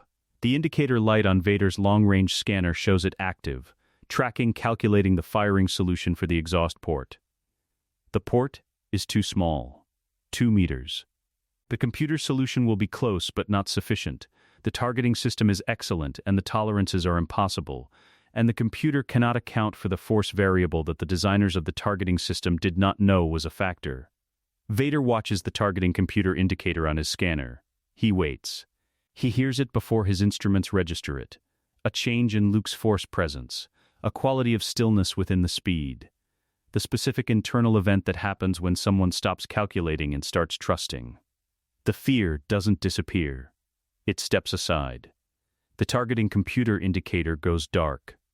The vault comes within 3 millimeters of opening entirely. He clamps it with the entirety of his will and it holds, barely, and from inside the sealed space he allows himself something that has no name in the dark side's vocabulary and no place in Vader's operational doctrine. Good boy, he thinks. Good boy.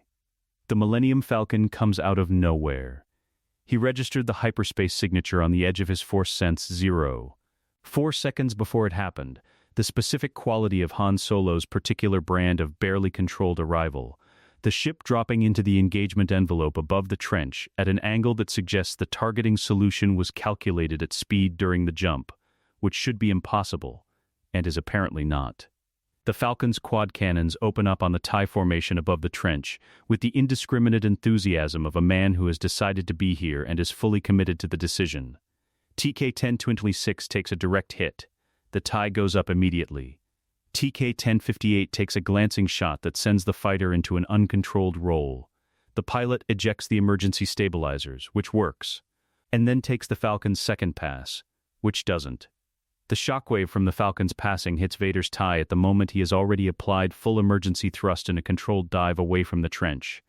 The timing is exact. The shockwave amplifies his exit vector, sending him into a spiral that looks, on every Imperial sensor currently operational above Yavin, like a hit-and-tumble casualty, a fighter struck by friendly fire or debris, spinning away from the engagement zone, no longer a factor. He lets the spiral run for 48 meters. Then he applies corrective thrust and stabilizes. He is above the Death Star's equatorial plane. The rebel engagement is below him. The battle's noise comes through the comm system in fragments. Status calls, damage reports, the controlled chaos of people managing a fight at the edge of their capacity. Luke fires. He doesn't see it. He doesn't need to.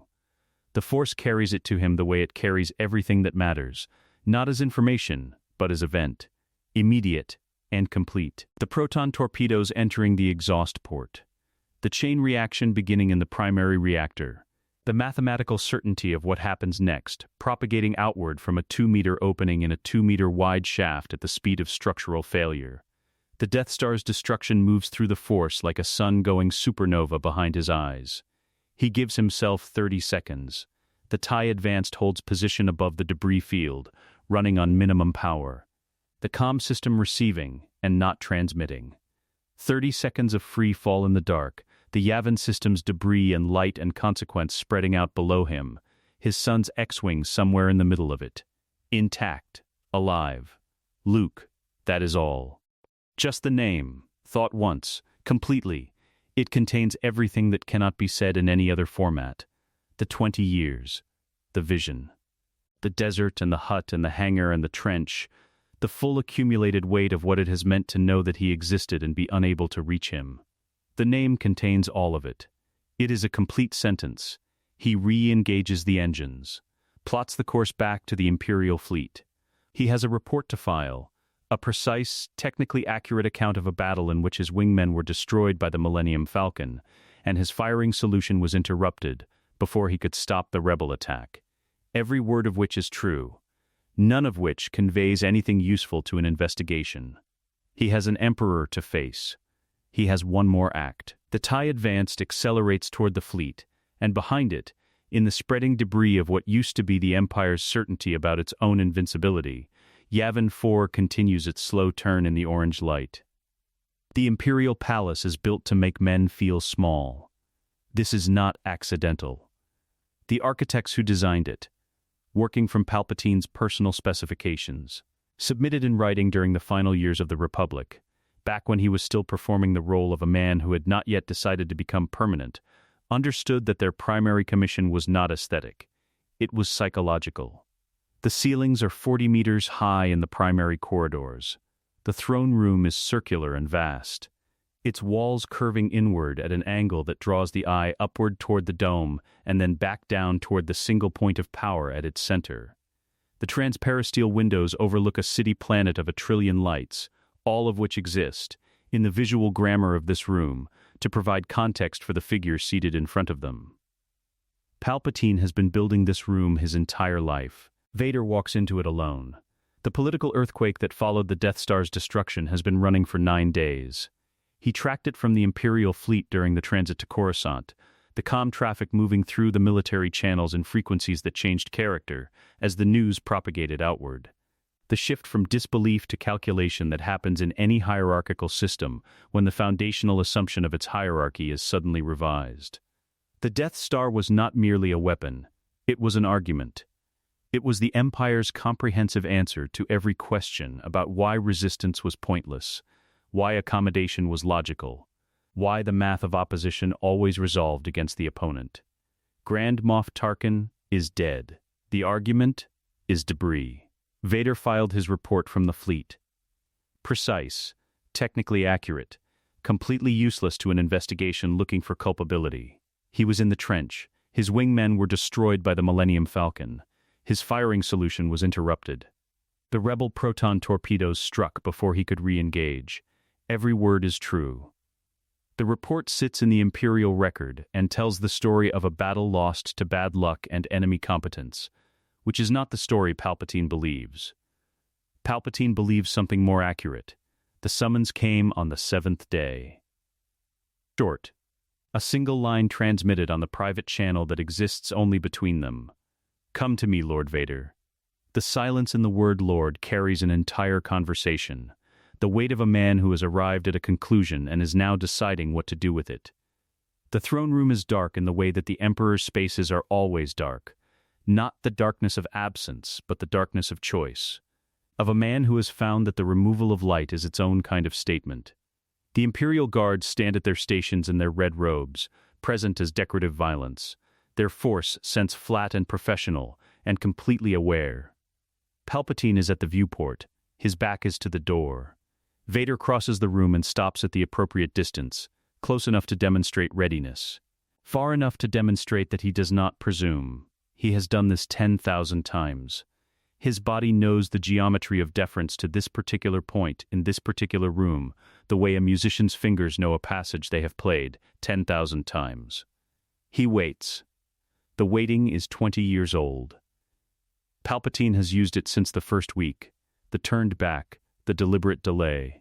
The communication that the apprentice exists in a subordinate temporal relationship to the master, that his time begins when the master's attention allows it. Vader has always stood and waited because the alternative was to signal something, and signaling something always cost more than waiting. He stands and waits now. But something has changed, and Palpatine feels it the moment Vader crosses the threshold. He has felt it for days, the Force tripwires vibrating at the margins of their bond, the ambient wrongness of a signature that has subtly, fundamentally shifted its quality. Not its content. The outer shell is intact. The grief, the mechanical servitude. The ambient suffering that Palpatine has spent 20 years calibrating as Vader's baseline. The content is correct. The quality is different. Vader's dark side signature has always carried the specific instability of a contained explosion. Vast power held in barely sufficient constraint, volatile, dangerous, because of the pressure differential between what it is and what it is barely prevented from being. What Palpatine senses now is something that has found its center.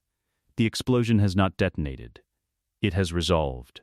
What was volatile has become steady. Steadiness in a Sith apprentice is not reassuring. It means the apprentice has stopped fighting something. 9 days, Palpatine says, without turning. His voice in the throne room's acoustics is an instrument he has mastered completely. Gentle, precise, the specific warmth of a man who is asking questions because he is curious, rather than because he already knows the answers. 9 days. Since the Battle of Yavin. I have been reviewing the engagement record. My lord. Now he turns. The yellow eyes find the mask with an attention that is not human, the forced sense of a man whose perception extends beyond the visual, reading the space around Vader the way a physician reads a body's external surfaces for evidence of what is happening inside. Walk me through the trench, he says softly. Vader walks him through the trench. Every detail. The wingmen's positions. The Millennium Falcon's arrival angle. The disruption to his firing solution. The exit vector that the shockwave forced. He delivers it in the flat operational language of a military report because that is what it is, and every word is accurate, and the accumulation of accurate words builds a corridor that leads nowhere Palpatine can use. Palpatine listens. He does not interrupt. He does not react. He is reading below the words, feeling along the force bond for the emotional texture underneath the operational language, and what he finds there is correct. The frustration of a commander who was denied a kill.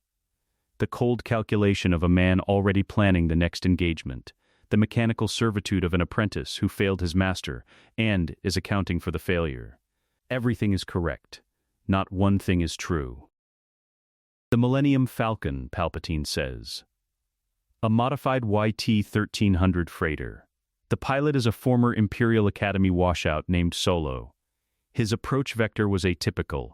He dropped out of hyperspace above the engagement, rather than entering through the standard approach corridor. The disruption was not predictable from the intelligence profile. No, Palpatine moves from the viewport. He crosses the room with the unhurried deliberateness of extreme age carrying extreme power, the walk of a man who has not needed to move quickly in decades, because there is nothing in any room that he cannot reach in his own time. I am not questioning the tactical account, my friend. He stops 4 meters away. The yellow eyes look at the mask for a long moment. I am questioning something else entirely. Vader says nothing. You have been different, Palpatine says, since before Yavin. since the Tantive 4, the escape pod, the cell block assignment, the superlaser failure. Each item is delivered as a note in a sequence, gentle, placed with the precision of a musician who knows exactly what he is building toward. Individually, each item has an explanation. Collectively, they describe a pattern. Patterns are the province of intelligence analysis, Vader says. I am happy to submit to whatever review you require. I require nothing so crude as a review. Palpatine's voice drops a register, not to menace, which would be too readable, but to the specific softness of a man who is about to say something that matters. I require honesty. Between us, as we have always been honest. They have never been honest. They both know this. You are hiding something from me, my friend, Palpatine says. Vader holds the silence for exactly the right duration. Not too quickly, which would signal preparation. Not too long, which would signal calculation. Always, my master, he says. My thoughts are my own. They have always been my own. Have they? The words are not a question. They are a door, left open. Then Palpatine moves. The Force lightning erupts without transition. No gathering, no visible preparation. The pure expression of a power that has stopped needing to announce itself. It is not the full discharge assault of the throne room on Endor. It is controlled, surgical, a diagnostic burst, rather than an execution. Enough to test. Enough to assess how the target responds, what the response reveals, what the gap between expected and actual behavior tells a perceptive observer about what has changed. In the original timeline, Vader withstands lightning through the suit's insulation and through the specific masochism of a man who has decided that enduring pain is easier than examining why he keeps seeking it. He does not endure it now. He catches it. The technique is not elegant. It does not look like what he has spent 11 days refining in the meditation chamber, running the Force geometry through its applications in the privacy of a sealed sphere. It looks exactly like what it is, something new, something unprecedented. A hand extended and a force field assembled, and the lightning caught in it like water in a cupped palm, bending harmlessly along his arms, dissipating into the floor with a sound like static. The silence that follows is absolute. Palpatine is very still. This is the moment that cannot be recovered from. Not the silence, not the lightning caught, but what the catching means, the implication of it, the specific technique, the thing it reveals about how the Force architecture of the man in front of him has reorganized. A Sith endures lightning. A Sith channels pain into power and power into dominance. What Vader just did is not Sith methodology. It is something older and more fundamental, and it should not be present here. The yellow eyes recalculate. Vader reaches to his belt. The red lightsaber. The blade ignites, and as it does, something releases. The dark side wound in the Kyber crystal. 20 years of grief and rage and the specific corrosion of a man who has been using his own suffering as a power source. Letting go in the way that wounds let go when they finally close. The red fades through amber, through gold. Then blazes pure, fierce, white, the color of a crystal that has been healed, the color of Ahsoka's blades, the color of a balance that is not between darkness and light, but beyond the distinction. The white blade fills the throne room with clean light. Palpatine looks at it. Something moves in his expression. Not fear, not first. Because fear is not the primary reflex of the galaxy's greatest predator encountering unexpected prey behavior. What moves through his expression is assessment, recalibration, the rapid processing of new data by a mind that has been doing this for decades and is very, very good at it. Then, underneath the assessment, delight. The delight is real. Palpatine has spent 50 years engineering a galaxy to his specifications, and the galaxy has produced a variable he did not predict, and that is, to a man who feeds on control, the most interesting thing that has happened in years. He stands in his throne room with his robes and his power and his centuries of accumulated methodology, and he looks at the white blade and he smiles with the specific pleasure of a predator who has just discovered that its prey is more dangerous than it appeared. He stands. He raises both hands. I am Anakin Skywalker, Vader says, and I believe you have something that belongs to my family. Palpatine's smile does not waver. Then let us finish this, he says softly, my wayward apprentice. The hands come up. The lightning builds. The throne room, built to make men feel small, prepares to hold the largest thing that has happened inside it in 20 years. Outside the transparisteel windows, Coruscant burns with its trillion lights. Indifferent, enormous, waiting. The throne room becomes a battlefield the way storms become floods. Not instantly. There is a moment, brief, specific, the length of a held breath, where the two men on opposite sides of the white blade simply look at each other, and in that moment the space between them contains the full weight of everything that brought them here. 23 years of manufactured servitude. One dead wife. 2 children raised in hiding. A galaxy reshaped by a lie so total it became architecture. Palpatine sees all of this and finds it interesting. Anakin sees all of this and finds it finished. Then the lightning comes and the moment ends. Palpatine does not fight the way lesser opponents fight. There is no rage in it, no ego. None of the performative ferocity that characterizes the dark side as weaker practitioners use it. What comes across the throne room is methodology, the pure applied science of a man who has spent a century learning exactly how much force lightning it takes to stop a body from functioning. Exactly what angle of telekinetic assault compromises a defender's footwork. Exactly where the psychological pressure points are in any given opponent, and how to work them simultaneously with the physical assault. He throws the throne room itself. Sections of the dais, the Imperial Guard stations, the enormous curved panels of the wall assembly, all of it lifted and directed with the efficiency of a man who has fought this way before, and won consistently. Anakin moves like water.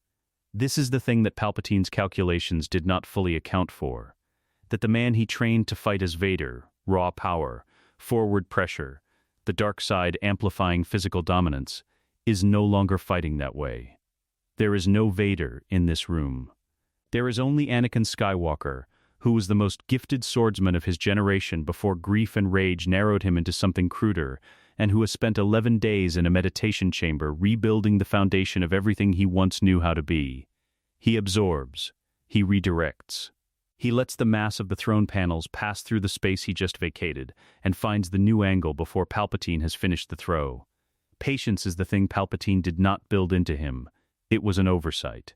You trained yourself for grief, Palpatine says, and his voice is unhurried even now, even directing this assault, because the psychological component is not secondary. It is the primary weapon, the lightning a delivery mechanism for words that are meant to reach below the defense. Your strength was always your suffering. I gave you the suffering. I designed it. I know, Anakin says. She died because of you. The children were hidden because of you. Every life the Death Star would have taken, yours. All of it yours. I know, he says again, and the repetition is not defeat. It is the response of a man who has already been to the bottom of all of this, who has sat on the floor of a meditation chamber with Luke's memories burning through him, and has come back up on the other side, not clean but clear. The guilt is real. It will always be real. But Palpatine built his power over Anakin on the lie that guilt was the same as culpability, and culpability the same as identity, and identity the same as fate. He is not his worst acts. He is also what he does with what remains. A panel comes across the room at a speed that should be unsurvivable. He drops beneath it and drives forward, closing the distance between them. Because the one thing that Palpatine's methodology requires is space, and the one thing Anakin can deny him is space. They are 8 meters apart. The psychological warfare escalates as the distance closes. Palpatine pulls the ghosts, not metaphorically but through the Force, pressing specific memories against the vault's walls like a man who knows the architecture of the building he is trying to break into. The Youngling Temple. The burning riverbank. The moment Pad M's life signs went to nothing on a medical monitor in a base on Polis Massa. Anakin lets them come. He lets them come because the entry point Palpatine is pressing against no longer exists. For 20 years, Vader's guilt over Padme functioned as a door. Palpatine could open it whenever he needed to remind his apprentice of what he was, of what he owed, of why the dark side was the only home he deserved. The door worked, because Anakin believed his children were dead. The grief was total. The lie that sustained it was total. The lie is gone. The grief is still real, but it has changed shape.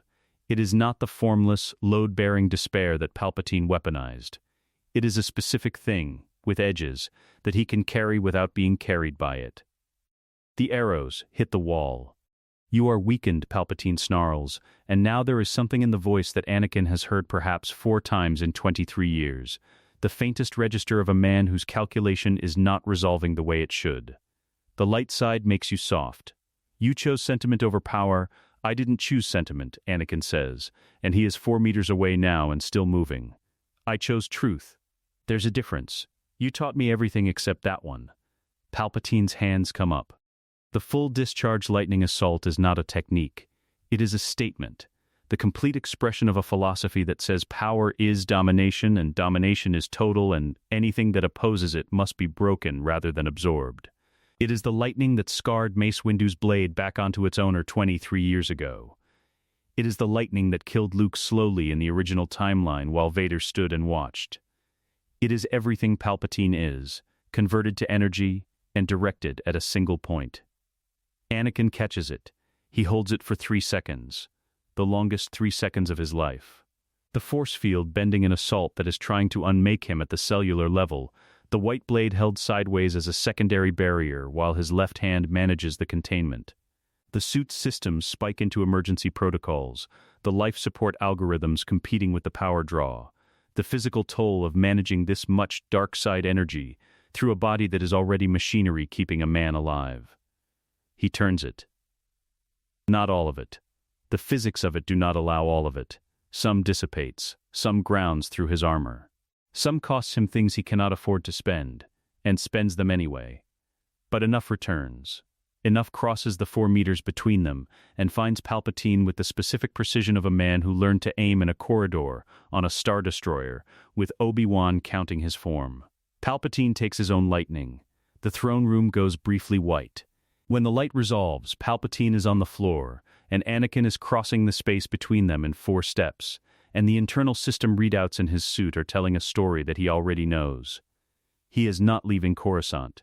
He made peace with this 11 days ago, in a meditation chamber above Yavin, before he plotted the course here.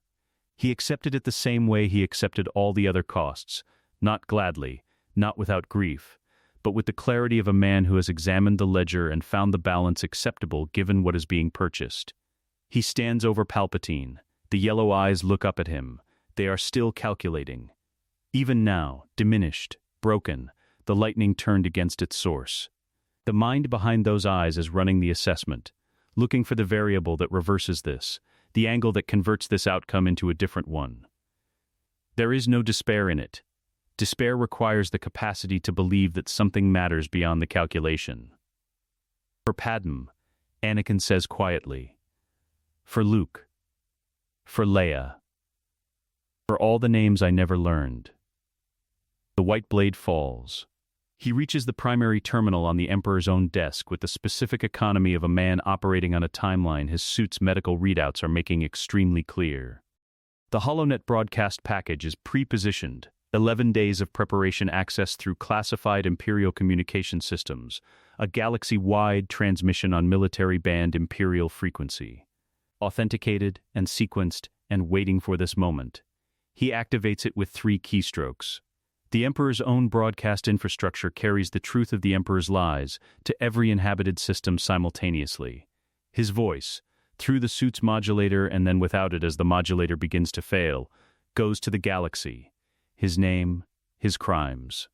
The shape of what Palpatine built and what it cost. The Death Star.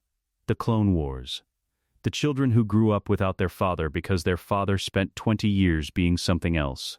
He does not ask for forgiveness. He does not frame it as redemption. He states it as fact, in the plain language of a man who has stopped performing anything and is simply telling the truth because the people who deserve to know it have deserved to know it for 20 years. He sits on the steps of the throne when his legs stop working, which is approximately 3 minutes after he activates the broadcast. He is still there when they arrive. Luke reaches him first. The Force announces him before his footsteps do. The warm, enormous presence that hit Vader like a sunrise when the Falcon dropped out of hyperspace above the Death Star, here now in the same room, crossing toward him with the specific urgency of a young man who has been moving toward this moment without knowing it was this moment for his entire life. Anakin reaches up, the biological left hand, the one with feeling in it, the one that was not replaced by machinery on Mustafar. He touches Luke's face, maps it briefly, the jaw that is his jaw, the eyes that are Padme's eyes, the specific quality of expression that is entirely his own, assembled from pieces of both of them into something neither of them could have predicted. "You have her eyes," he says, "and my stubbornness. I'm sorry about the second one." Luke does not speak. He takes his father's hand in both of his and holds it with the unself-conscious completeness of someone who has decided this is where his hands belong right now and is not going to qualify the decision. Leia comes to the other side. She sits beside the man in the broken black armor and says nothing for a long moment. Her face does what it has been doing since she was 19 years old in a corridor on the Tantive 4, and looked at the mask for the first time with that specific measuring quality that he noticed and could not examine. It holds everything it feels, without performing any of it. Then, "I should hate you." "Yes," he says. "I don't." "I know." He looks at her, Padme's face. His certainty. The combination the universe had no right to produce. "You take after your mother." The suit systems fail in sequence with the quiet precision of designed things reaching the end of their design tolerance. He can feel it, not as pain, the pain is past, but as a gradual simplification, the machinery stepping back from the conversation. The body underneath the machinery making itself known for the first time in 20 years as something separate from the armor that has been speaking for it. Luke feels it through the Force. He does not pretend otherwise, and Anakin does not ask him to. He looks at both of them, these impossible people, these children who grew up without him and became extraordinary anyway, who found each other and are here, in this room holding his hands while the galaxy outside the windows begins the slow, enormous work of becoming something other than what it has been. The narrator cannot improve on what his face does in this moment. There are no words adequate to the specific quality of a man who spent 20 years believing his children were dead, looking at his children, alive, in front of him.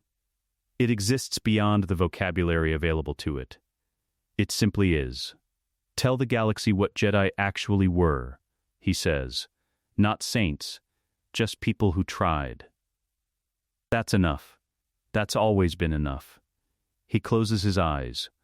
The Force takes him with the gentleness of something that has been waiting a long time to do this, and is in no hurry now that the moment has arrived. Not the dark side, which takes, the Force itself, which simply receives. The white lightsaber stays lit for 3 seconds after he releases it.